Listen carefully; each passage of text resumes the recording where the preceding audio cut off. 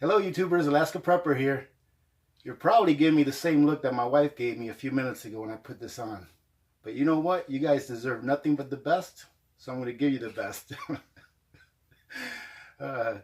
So in case some of you guys didn't watch my last video, or the one before that, I said that today we're going to go ahead and do some canning of beef. Right, and we're going to use the cold pack method. And if I have room in the canner, I'm going to do a little bit of meatloaf as well. Okay, so stay tuned for that. We'll be back in a few seconds.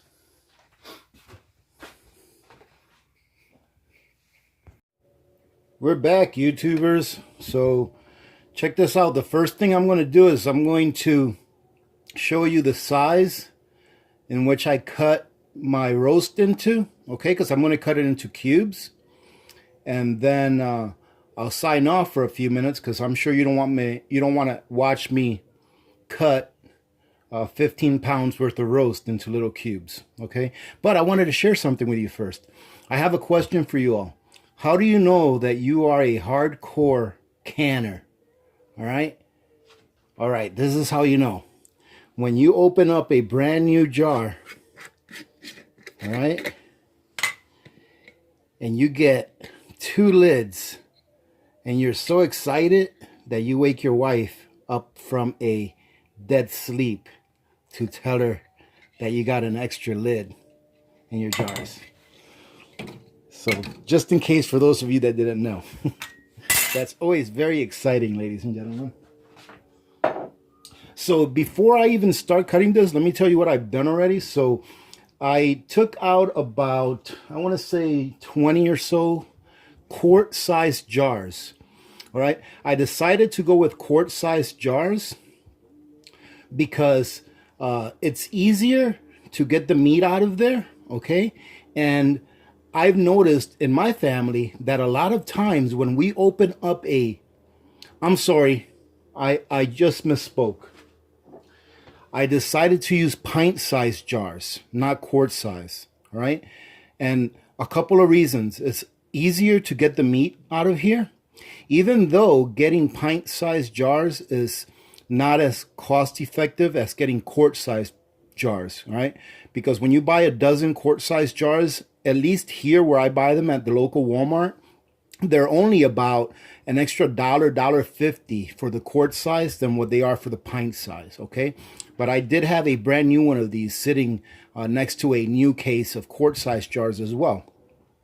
But I decided to use these because it's easier to get the meat out of these, all right? And second is I've noticed that whenever my wife uses a quart-size jar of whatever meat we may be using that day, that we don't use the entire quart.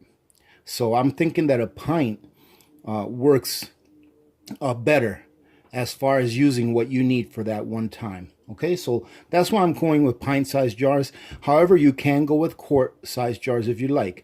I'll probably mention this later on, but let me mention this now so I don't forget.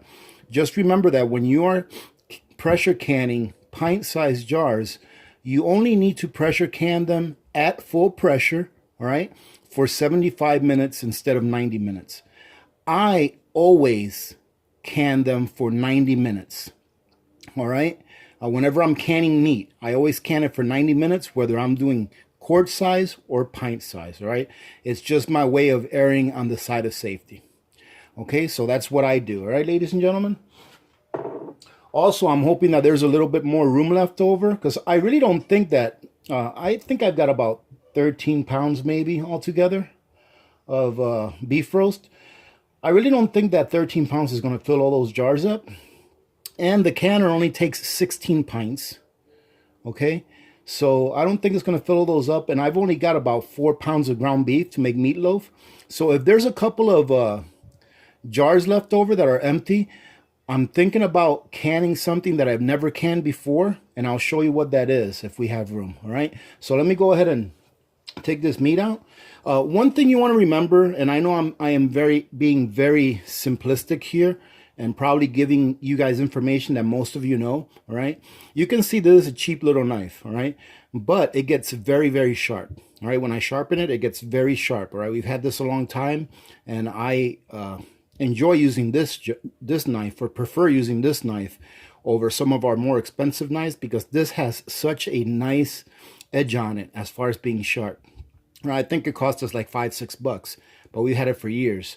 All right. So for those of you that are beginning and that are doing this and that are not used to cutting meat, all right, all the time, remember that the sharper that your knife is, the safer that it is. Okay. If you start cutting meat with a knife that's not very sharp, you're going to end up slipping or something and hurting yourself. Okay. So you're going to do what you're going to do. However, I would recommend that you make sure that you start off with a really sharp knife. And if it starts getting really dull in the middle because you're cutting a lot of meat, then stop, clean it, dry it, and sharpen it, and then start again. Okay. All right, so let's see, we've got our meat right here. And ladies and gentlemen, when I cut these, I do not trim any of the fat, okay? I leave all the fat in there. So all I'm going to do is I'm just going to cut these into about 1/2 inch to 3/4 inch sections, as you can see. Okay. And I'm only going to cut about half of this one right here, and I'll show you guys what it is that I'm going to do. Some people I've heard, all right, I've heard some people say, or some channels or other canners say, that it's not good to put a really big, thick piece of meat in there. Like, for example, let's say that if I cut this up and I just stuffed a big piece of meat in there in the jar and try to can it that way. Some people have said that you could end up getting sick if you jar that way because there's a possibility that the middle of the meat will not get cooked all the way, right? I've never actually put a big piece of meat like that inside of a jar. The closest that I've come to that is jarring cold packed meatloaf, all right? And I've never had a problem with it. I actually quite enjoy the meatloaf coming out of a canner more than I enjoy making it fresh. I think it's got a much better flavor. All right, so now what I'm going to do, ladies and gentlemen, is I'm just going to cut this. Same thing, about 1/2 inch.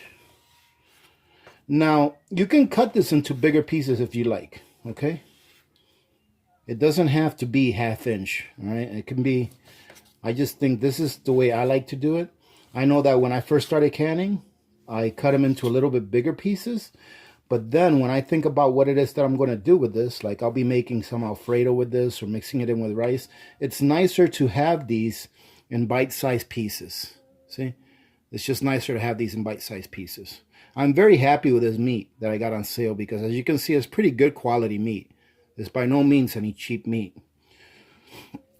So the same thing with this. I will keep all of this fat because this fat is going to give this meat some really good flavor. So really, ladies and gentlemen, doing it this way is actually easier than hot packing it because cold packing it completely eliminates the cooking of the meat prior to you pressure canning it. And pressure canning it, trust me when I say that pressure canning it will thoroughly cook the inside of your meat. All right, that you put in that jar. You don't have to worry about that. I did a little bit of research on how hot the interior of a pressure canner gets. And I think in the past, I said that the interior temperature of a pressure canner gets to over 300 degrees. And I was wrong. According to the article that I read, I was wrong. It said that the interior of a pressure canner at about 10 to 15 psi, all right, pounds per square inch of pressure in there, only gets up to about 250 degrees. However, that 250 degrees is plenty hot enough to kill all of the bacteria inside of that canner, all right, when it's at pressure. Okay, so those are really the two forces that are guaranteeing that you end up with a product that is free of bacteria and will therefore last you a long time. Okay, is the heat and the pressure. I'm going to throw that piece away. It's just, I don't feel like dealing with it, right? And then, of course, you know, when you're canning with pressure, I'm not saying this to encourage you not to be sanitary, but the truth of the matter is that when you're canning with pressure, you don't have to be as concerned about your jars and your lids being completely sanitized, okay? When you are canning using the water bath method, i.e. if you're making jams or canning vegetables, all right, that's when you really want to make sure that your jars and your lids are super clean. So normally whenever I can, using the water bath method, I wash my jars, all right, I let them almost dry out, and then I put them in the oven at about 200 degrees for like 20-25 minutes or so. Okay, 15 minutes will do, but I usually let it go over a little bit more and make sure that they are dry. And I will leave them in there until I am ready to put my jam or my vegetables in there. Okay, that's when you want to be the most careful about your sanitation, is when you are canning using the water bath method. All right, ladies and gentlemen. So as you can see here, this is what I'm getting right here. I'm just going to end up putting these in a bowl, and I'm going to cut all of these roasts. And then what I will do is when all of these roasts are cut, I'm going to come back. I'm going to show you how I pack them into the jars, okay? And then I'm going to show you what I put inside of them. And then I'll come back and show you guys what I put in my meatloaf. All right, so we'll talk to you guys in a few seconds, a few minutes from me. We're back, ladies and gentlemen. As you can see, this is how much meat those roasts ended up coming out to. All right, so all I'm going to do now is I'm going to stuff these in these jars. Okay, let me see if I can put you there good. I'm going to stuff these in these jars, and when I stuff them in there, I'm going to pack them in there pretty good, all right, but I'm not going to go crazy with it, all right? Some people are insistent that there are absolutely no air bubbles in here. I've been canning meats like this for a while, and with cold packing, I've never had any problems, all right? I've never had one failed jar with cold packing, all right? Actually, in all my time doing this, I had one failed jar with packing some sausage, and that's because I think that my rim wasn't clean enough, because you know how sausage is really oily and it was cooked sausage. So all I'm going to do is I'm just going to grab this. We want to make sure that we do leave that, you know, that half inch or so of space, okay? And I don't touch the jar with my dirty hand at all. I'll touch the funnel and everything, but I will not touch my jar, and I'll make sure that this hand, my clean hand, doesn't get dirty, and that's what I'll touch the jars with. All right, so all you're gonna do is just gonna push down, get this meat in there, as packed as you can get it. All right, and believe it or not, you'll be able to fit a pretty good amount of meat in here. Okay, so all that meat that you see in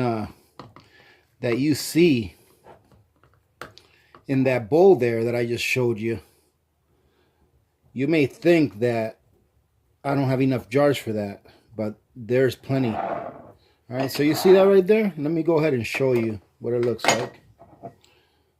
That's about how much I put in there, right? And yep, there's air gaps and everything in the bottom, but what's going to happen with this is through the pressure and heat, that meat is going to end up losing most of its water, and then when it's done, you'll just have the meat kind of like in the middle with water all around it, all right? Because there's a lot of water in meat, right? So that right there, for me, that looks pretty good. Okay, so I'm just going to push that jar to the side. I'm going to grab my other one, and I'm just going to wash, rinse, repeat. All right, and what I'm also looking out for when I'm grabbing my meat from the bowl, I'm making sure that I don't grab a handful of meat that's nothing but fat. So I separated some of my really good pieces of fat from the bowl so that I wouldn't do that. And if I end up grabbing some that's not very fatty at all, I'll just end up getting 1 or 2 cubes of that fatty meat and putting it in there. Like this one right here that's to the side. I can probably grab a little piece of fat and put it right there in the middle. See that? That'll be just fine. All right. So our second one is done. And really, you want to make sure that you're really careful. The cleaner that you keep your rims, the better. So try not to get any meat juices or anything on them at all. That way it'll be a lot easier for you to clean when it comes time for you to clean them. All right? So just go ahead and push these to the side. And I'll just keep working this until all that meat is gone. All right. So I'll come back here in a few minutes when I got all of these jarred up. All right. And then we'll see how many jars we've got left to see if we're going to be able to make the meatloaf. I think we will. Okay. But we'll see for sure here in a few minutes. All right. So we'll be back in a few minutes, ladies and gentlemen. And by the time that we get back, you'll see all of this meat jarred up. And then we'll go to our next step after that. All right, so we'll see you in a few minutes. All right, ladies and gentlemen, we are back. As you can see, well, you probably can't see, we've got all of our jars full of the roast. Okay, it ended up making 12 jars. Okay, as you can see here, I've got roughly 4 pounds or so of ground beef. And all I'm going to do to the jars of roast, I am going to add a ½ teaspoon of sea salt. That is all that I do to these, ladies and gentlemen. And it's a heaping ½ teaspoon. And the reason I only add salt to it is to maintain its diversity. So for example, if I just added, or if I added like taco seasoning or something like that to it, then you're pretty much limited to what you can do with that meat. But if you just give it a simple seasoning like salt, you're going to be able to pretty much cook anything you want with this. Use it for whatever kind of meal you want. All right? Because you just have pretty much a clean canvas, all right, with the meat. All right, so now, once I put my salt in there, I'm not putting any broth or any water or anything like that in there. Okay? If it was the hot pack method where I cooked the meat first and then packed it in there, I would put broth in there. Because in my opinion, it helps a lot with the texture of the meat when it's done, when you do the hot pack method. Right? When you're doing the cold pack method, the texture of the meat, when you're doing a cold pack method with roast or beef like that, right, like this, it's going to be kind of like the same texture that you get in a can of beef stew. So if you ever get one of those cans of beef stew and you get one of those chunks of meat, you can pretty much take the meat and it'll crumble if you squeeze it.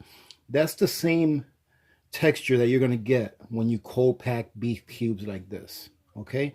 Not the same texture you're going to get when you do the meatloaf, because this is just one big block of meat when you push it into the jar. Now, the texture that you're going to get with this is going to be more like I want to say like a Spam texture, all right? But it's not that fine, all right? So it's kind of like in between Spam and chicken, the texture you're going to get with this, okay? So I hope you can picture that. But right now what I'm going to do is I'm going to go ahead and add the seasonings that I add to my meatloaf before I can it. Now you can put anything in there you want. Whatever seasoning it is that you add to your meatloaf, or whatever vegetables or anything like that, you can put whatever it is that you want in there. Now I'm going to go ahead and put the equivalence of about 4 scrambled eggs. Okay, so this is the egg powder that you guys saw me vacuum seal the other day. All right, I'm going to add the equivalence of 4 eggs, which equals to 10 tablespoons. So 10 tablespoons of this powder is about 4 eggs, okay? Oh man, this is sealed hard too. That food saver did a good job. You guys hear that? Oh, be careful. Oh, good thing I was wearing my apron, ladies and gentlemen. Some of that powder got on me. Alright, so I'm going to go ahead and put about 10 tablespoons in here, right? 1, 2, 3, 4, 5, 6. That's about 7.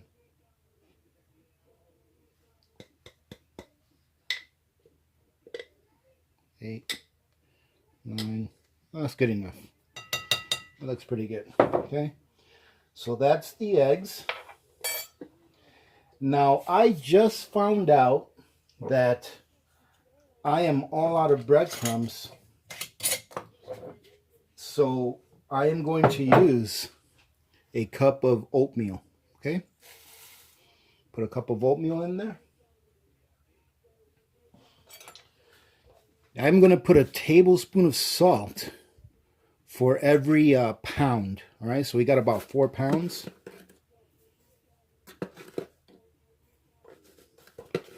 And you don't have to be 100% precise, ladies and gentlemen. That's good enough.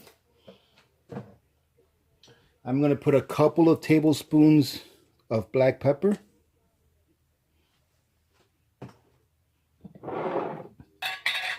I'm going to put 4 tablespoons of my dehydrated peppers, Oxen Farms.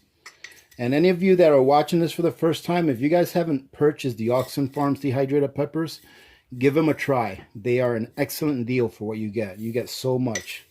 So I'm going to put 4 tablespoons in here. And a little bit extra there. There you go.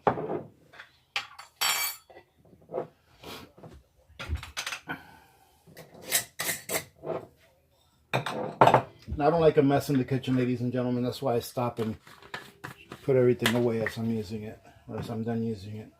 And of course, I am going to put a couple of tablespoons of my adobo.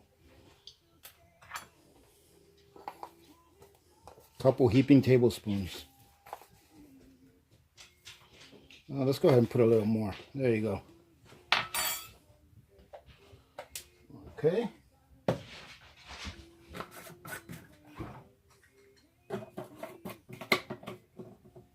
And some of you may be asking, where's the ketchup? Oh, wait a minute. I almost missed some. I'm going to put in a couple of tablespoons of dried onions. Now, ladies and gentlemen, I was buying the dried onions from Oxen Farms, right?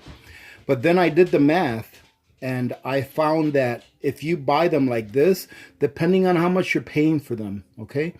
But buying them like this, as far as comparing it by weight, and not volume, but comparing it by weight, buying it like this was a little less expensive than buying the Oxen Farms.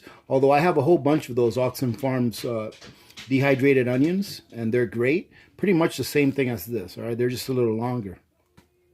But it was a little more cost effective for me to buy them like this and put them in jars with an oxygen absorber. So you might want to try that, or do the math, comparing it to where you live, and see if that works out for you. If not, Oxen Farms is just as good. All right? So I'm going to go ahead and put 2 of these. And I like the onions, and I'm only putting 2 of these because I'm also going to put in some onion powder. Okay. I'm going to put 2 tablespoons of onion powder.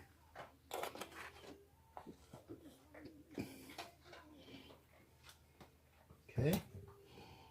I'm also going to put, oh, where is that? Oh no, I'm out of garlic, so I guess I'll have to use some fresh garlic.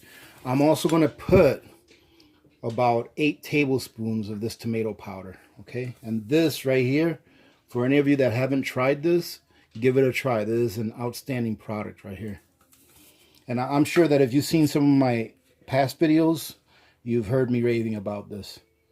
So I'm going to put probably about 8 tablespoons of this, about 2 tablespoons per pound.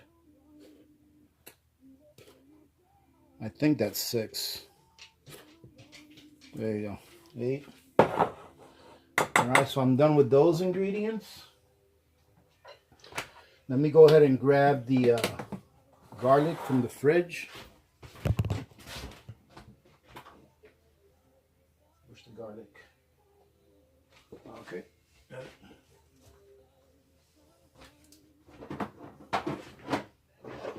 Some of this. Alright. I'm coming, ladies and gentlemen.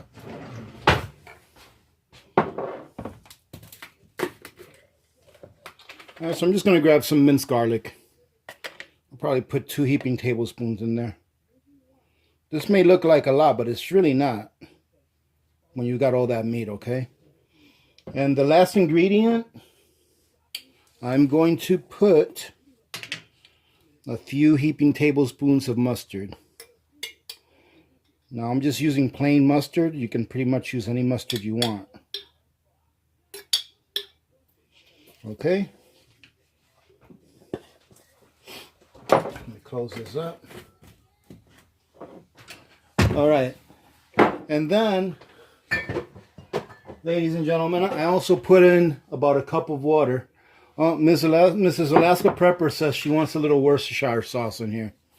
So guess what, ladies and gentlemen? We're putting some Worcestershire sauce in here. Let's just go ahead and eye it. That looks good. Okay. Can you put those back in the fridge, man? Right. And also, I'm putting about a cup of water in here. All right. If it needs more water, you'll know. Okay, so I'm going to go ahead and mix this up real quick, and I'm going to do it with my hands, or with one of my hands. Okay, and then if it needs a little more water, by all means, that meat has a lot of water in it. Okay, so don't be deceived thinking that you need to put too much in there. But if it needs more, just put a little bit more. You're going to want this meat to have the consistency of, I guess the best way I can put it is like oatmeal that is not runny, but it's not dry. All right, something like that.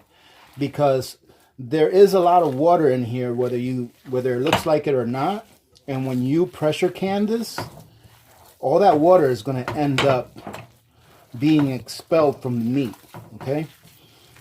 Another thing that I've done in the past with meatloaf is I've put some beef gravy mix in it, and that comes out good also. Okay, so you can do that as well. But you can see that it looked like it didn't have enough water when we started because we had so many dry ingredients in there. But as you can see, it's got plenty of water. Okay, so all you got to do is just mix this up. I'm going to finish mixing this up. You know, you mix this up until it's pretty much homogenized. All right, pretty much uniform. All right, and then we can start putting these in the jars. And right now I can tell that I'm not going to have enough room to do all this meatloaf. So it looks like we'll be cooking some meatloaf.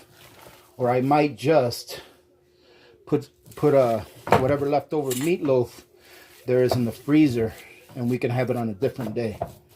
So we've already got something else ready for dinner tonight, and it's better than meatloaf. All right, so we'll be back in a few minutes, ladies and gentlemen. I'm going to go ahead and finish mixing this up really good, and then we'll be back when I start jarring these up. All right, ladies and gentlemen, I'm done mixing. All right, so it looks like I have a lot more meatloaf than what my last 4 jars are going to take. So what I'm going to do is I'm just going to go ahead and take this, put it in a little small Tupperware, whatever's left over, put it in the freezer, and the next time that we feel like having meatloaf, we'll have a small meatloaf that we can make in no time. All right, so same technique here, ladies and gentlemen. Here I'm just going to have a dirty hand and a clean hand. Okay, and I'm doing the exact same thing I did with the other ones. All right, you know, if you have kids in the house, you know, younger kids, mixing that meat, I just thought would probably be a lot of fun for them. And it's a good way of introducing your kids into, you know, a little bit of prepping without them even knowing. So As you can see, I'm just stuffing this in there. This part here is not as easy as the beef, and this right here I am going to try to minimize the air pockets. And the reason I'm going to do that, the main reason, is because I want to fit as much in here as I can. Alright? Because like I said, you guys will see when I bring you guys back after it's been processed, you'll see that this meat kind of shrinks because most of the water is removed from the meat. And you'll see the water around it. Okay? So I'm going to go ahead and try to get as much in there as I can. And I like to leave at least a 1/4 inch, preferably a 1/2 inch on top, alright, of head space. So even though I know that I want to get as much meat in here as I possibly can, I'm not going to go crazy. I am going to go ahead and try to stick with what we need in there. Okay, so as you can see right there, that looks pretty good right there. Let me show you guys what it looks like. See that right there? Jarred it pretty good. And it actually smells really good. All of those seasonings we put in there, they're for a reason. Because it makes it taste good. Alright, so here's our next one. Alright, I'll go ahead and go through this one right here so you guys can see. And then I'll do the other two off camera. And I'll bring you back so that we can get these bad boys in the pressure canner and start the processing process. Okay. Oh, now ladies and gentlemen, this video will be a video that will serve as the entry for a giveaway.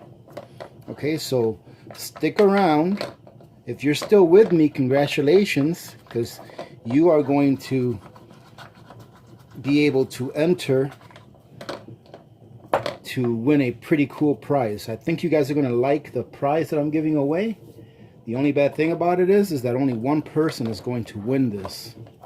Okay, now having said that, next Sunday I'm doing another video, doing a review. It's actually going to be a DIY, a do-it-yourself review. Alright, and next Sunday, I'm also going to announce another giveaway, okay? But this here giveaway, I will be leaving open, all right, for the next 2 weeks, or really the next 13 days. I'm going to be leaving this giveaway open for people to enter, okay? So I will end up not accepting any more comments for this giveaway in 2 Saturdays. Okay, so not next Saturday, but the Saturday after. I will not accept any more comments for entries into this giveaway. All right, so there we go, ladies and gentlemen. Well, you know what? This one's got a few air pockets that I really would like to get rid of. So let's go ahead and put this in here. And to get rid of the air pockets with this meat, ladies and gentlemen, it's really easy. It's just manhandle it, you know. Just get in there and push it down. And you'll end up filling that void. If you do that, you might be able to squeeze a little bit more meat in there. Okay. And the thing about the air pockets that are way down in the bottom, you're going to have to really get that stick down there. And someone did mention a good comment here. I think it was my last jarring video, or where I was using the ghee. They said that when you're doing this, to make sure that not to use a metal knife or a metal utensil to do this, because you can end up scratching the jar, and that wouldn't be good for the jar. And that's one thing that I've never really mentioned, ladies and gentlemen, is that and I do this before I use my jars. While I'm washing them in the sink, I will look at them and make sure that I look for any scratches or cracks, because if you have a scratch on there, it could result in your jar busting while it's going through the canning process. Okay, so that's one thing you do want to look out for. See, that looks better right there. Okay, So that's going to be it for this one, ladies and gentlemen. I got 2 more jars to fill up, and then we will be back when I'm getting my last couple of lids on, and then we will place them in the pressure cooker, and we'll have a couple of words with you then when I'm placing them in there, especially for the newcomers that maybe are not experienced with canning. All right, some things that you may want to look out for and some things that you may want to do yourself. All right, so we'll see you in a few. All right, ladies and gentlemen, we've got all of our jars filled.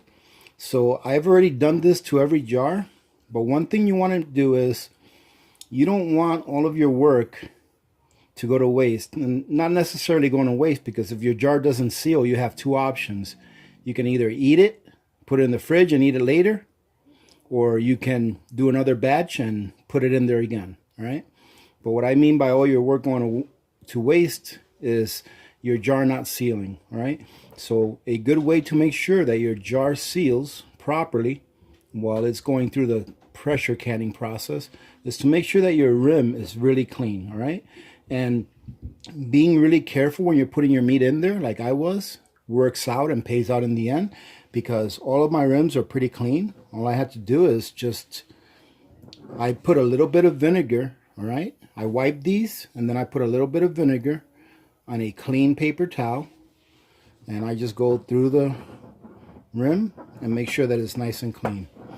Okay, so now our next step is to grab our lids. Now, I always heat up my lids, all right, and I understand that you don't have to anymore from what I've heard, but I heat them anyways. Okay, and I will keep doing it because that's the way I've always done it, and I don't see that it hurts anything in doing so. Okay, so now that I got my lid on, all right, you're not going to tighten this really tight. That's about it right there. Okay, you're going to tighten it finger tight, right, but it's still easy to open. You see that? Okay, that's about as tight as you're going to get it. Right, I'm going to go ahead and put these in my pressure canner as I'm closing them. All right, and I like to have the lid on there pretty centered, or as centered as you can get it.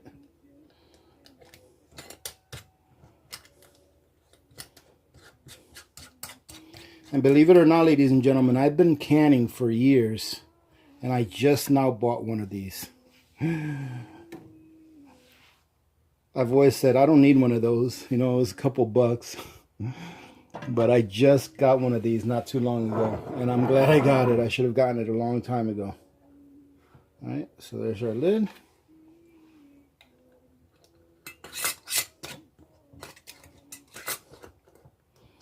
Okay, let's see. And be patient, ladies and gentlemen. Don't try to rush it, because if you try to rush it, you're just going to mess something up. Okay. Now, my pressure canner, I have a dual level pressure canner. Well, you guys know what it is. It's that I'm using the T-Fall one, the one that I showed you guys a while back, a few videos ago.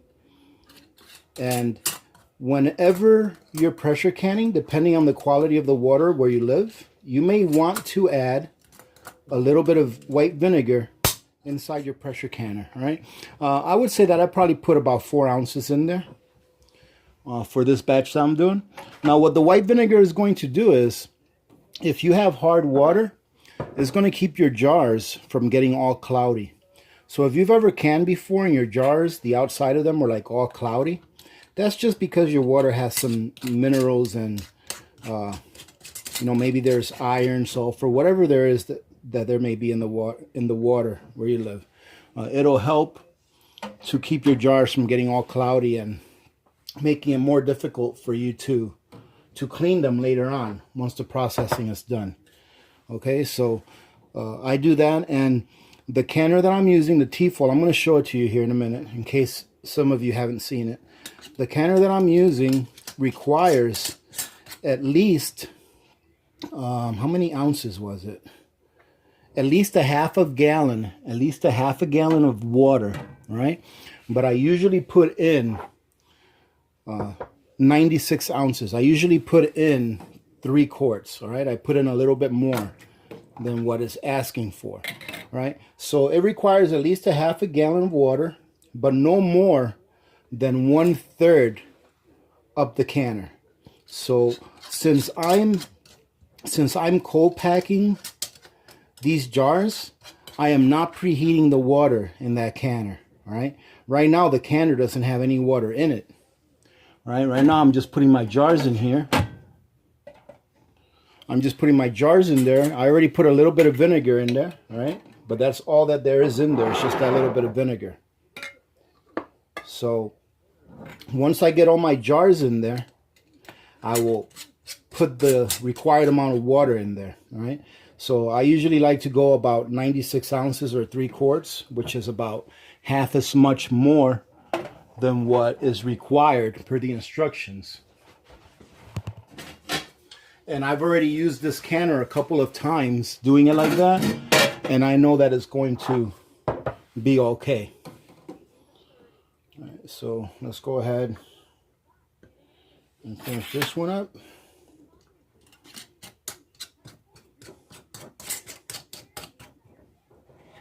And I'm not trying to bore you guys to death by doing this, but I do want you to see how easy this is and how quickly it goes. All right. Oh, there's a little piece of meat down there. There we go. Right. And ladies and gentlemen, if you guys go to the store, to the supermarket, and I'm sure you've all seen canned beef before, right? So I'm sure that you've all seen canned beef at the supermarket, probably next to your canned chicken, tuna, stuff like that. And you've probably seen that a can of beef that's probably a 12-ounce can, they're probably going for about, I would say, anywhere between $3 to $4, okay? And that 12 ounces of product that you're getting is not all beef. A lot of it is water, okay? So now, if we figure that we're putting about a pound of meat in here, right? And after it's done, we have about, let's say, between 12 to 14 ounces of actual meat. You're getting more meat doing it yourself, all right? And it's better quality. And the reason I say it's better quality is because you know exactly what you're putting in it. And if you find your meat on sale like I did, you're paying maybe $3 for every one of these jars. Okay, I haven't done the math exactly how much I spent on all this meat. But I think it was $2.79 a pound, maybe. I think it was. So you're probably spending about $3 per jar. And the meat that you're getting is better quality. You know exactly what's in it. And it's less expensive. You're actually getting more meat out of this jar than you are getting from one of those cans. I would say you're probably getting about almost twice as much meat, all right, for less as far as the nominal value goes. So it's definitely beneficial, in my opinion, to get yourself a pressure canner and to do your own canning, especially when you find meat on sale, right? Because today is the day that you will find meat at the cheapest price, because tomorrow it'll probably be more expensive. And that's just a metaphor. What I mean by tomorrow is in the future, right? So food is getting more expensive every day. So if you find something on sale, take advantage of it. Can it yourself, and not only are you saving yourself money, but you are also making something that you know that is a lot better for you than the stuff that you buy at the store. Okay, so now let me go ahead and show you. I've got my canner full. All right, so here's my canner. It's full all the way to the top. This canner ended up taking 16 pints. Okay, so there's 2 rows of 8. So now what I'm going to do is I am going to go ahead and put my water in here. Then I'm going to put my lid on, okay? And then I am going to turn on the burner. So what you're going to do is, I'm not going to show you this because it's very elementary, okay? It's very simple. What you're going to do is you're going to put your lid on. After you put your water in, you're going to turn it on. You are going to allow the steam to come out of there. It'll start steaming after a few minutes, and you'll see the steam coming out of there at a pretty good rate. You're going to allow that steam to come out for 10 minutes before you set your weight to where it's supposed to go. All right. Where I'm at, I need at least 10 pounds of pressure. However, I put this canner at the 15-pound mark because with 15 pounds on this canner, I actually only end up getting about 12.5 pounds. And I'd rather be safe than sorry. All right. So what I'll do is I will bring you guys back when this starts to steam. All right. And then I'll show you how the mechanical weight works. All right. For those of you that may not have seen this before. Okay. So we'll be back here in a few minutes. All right, ladies and gentlemen, we're back. So here we are. As I told you before, we're going to go ahead and have this going until you see the steam coming out. Now that you see the steam coming out, it's still not coming out fast enough. For when it's coming out pretty fast at a pretty steady flow, you're going to let it do that for at least 10 minutes. Right? Once the 10 minutes is up, you're going to take your mechanical weight. Well, let me go ahead and move this one. You're going to take your mechanical weight and set it to whatever setting you need to. I'm going to set it to number 3. All right? But that's where you're going to set it to once your 10 minutes is up. Then what you'll do is once it gets up to pressure, you'll be able to see a pressure right here. For me is once it gets above 10 pounds. Once it gets above 10 pounds, I'm going to wait 10 minutes where it's been at 10 pounds or above for 10 minutes. And then I'm going to start my timer for 90 minutes. Okay? So you're going to wait 10 minutes of steam. Then you're going to wait for it to get up to pressure, whatever pressure it is that you need it at where you live. All right? Where I live is 10 pounds. So I'll probably let it get up to about 12 pounds or so. Once it hits that 10 pounds or higher, you're going to let it sit there for at least 10 minutes before you start your timer. Now, like I said, I'm cooking pints. And for pints, you only have to cook it for 75 minutes or so. All right? I'm doing it for 90 minutes, just like if I were cooking quarts. It's how I've always done it because I like to be on the side of safety and not on the other side. Okay? So I'm going to cook it for an additional 15 minutes than what it really needs to be cooked at. Okay, so that's what's going to happen with this. I'm going to bring you guys back once this is done and I'm able to open it. Okay, once this is done, all you have to do is turn your burner off and let it sit there until all of the pressure leaves on its own. Okay, you're not going to take off your weight if you have a regular weight, or turn this weight on to the open position if you have a mechanical weight. You're going to let the pressure disseminate on its own. Once that happens, you can open the lid, okay? And then you can remove your jars and put them on the counter where they're going to rest for a while, all right? I'll come back to show you guys what it looks like after that's done. Oh, and ladies and gentlemen, this pressure cooker, or this same style pressure cooker, is the giveaway. I'm giving away one of these pressure cookers, okay? So if you want to enter for a chance to win a pressure cooker just like this, all you have to do is like the video, leave a comment, okay? And then I will be, I don't want to say choosing because I don't choose, but I will be randomly selecting a winner from original comments, okay? So one comment per person, all right? You can leave more than one comment if you like, but I'm going to choose each person that had at least one original comment, and I'm going to randomly select one person from all of the comments. Make sure you leave a like. Sharing is not part of the giveaway, but please go ahead and share as well. All right, and I will choose the winner in 2 weeks. Okay, so I will stop taking entries, not next Saturday, but the Saturday after that, and then I will do a video for that following Sunday and let you guys know who won this pressure cooker. So I hope you guys are excited about this giveaway. I think it's a great giveaway. I kind of like hope that somebody wins it that doesn't have a pressure cooker, but the winner will be selected randomly. All right, ladies and gentlemen, I want to go ahead and say this, ladies and gentlemen. Just a second, ladies and gentlemen. So I just wanted to go ahead and thank you guys for all of your support. It's because of what you guys do that I'm able to do these giveaways, okay? Not only those of you that have supported the community monetarily by donating money via super chats or buy me a coffee, but also those of you that